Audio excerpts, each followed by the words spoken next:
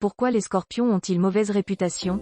Quand le sujet des signes astrologiques vient dans la conversation, il ne fait pas bon dire que l'on est scorpion. Selon l'avis général, les personnes nées entre le 23 octobre et le 22 novembre présenteraient certains des pires défauts de l'humanité. Mais pourquoi les scorpions ont-ils si mauvaise réputation? Le scorpion est-il méchant? On dit souvent des scorpions qu'ils sont méchants. Ils sont aussi réputés excessifs, têtus, autoritaires et possessifs en amour comme en amitié. Ce qui fait beaucoup de défauts pour un seul signe. Tout comme l'animal qui représente son signe du zodiaque, il est vrai qu'un natif du scorpion fait souvent mouche quand il riposte. Qui s'y frotte s'y pique.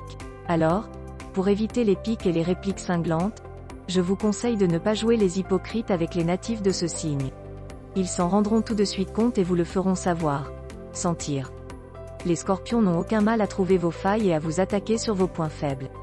Saviez-vous que Voltaire, Laurent Baffy et Coluche sont des natifs de ce signe, eux qui savent si bien dévoiler les faiblesses humaines pour mieux en rire?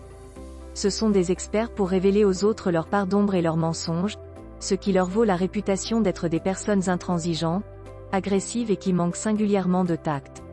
Comme le veut le vieil adage, toutes les vérités ne sont pas bonnes à dire.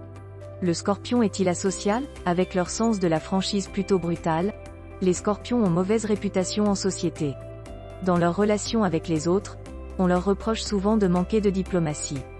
Il faut dire que les natifs de ce signe ont horreur de l'hypocrisie. Ils la détectent aussitôt et se sentent offensés. De leur côté, ils ne prennent pas de gants, mais font preuve d'une franchise à toute épreuve. Ils parlent toujours vrai, même si leurs propos peuvent blesser, alors bien sûr ça pique un peu. De plus, les natifs du scorpion mettent parfois les gens mal à l'aise car ils ont le don de mettre les individus face à leurs contradictions. Le scorpion est-il un être torturé? Les scorpions, dont la planète maîtresse est Pluton, ont aussi la réputation d'être des personnalités sombres et torturées. Dans la mythologie, Pluton est le dieu des enfers, celui qui gouverne le royaume des morts et le monde souterrain. À l'image de ce personnage mythique, les natifs du Scorpion n'ont pas peur de sonder les profondeurs de l'âme humaine et d'en dévoiler les pensées les plus sombres et inavouées.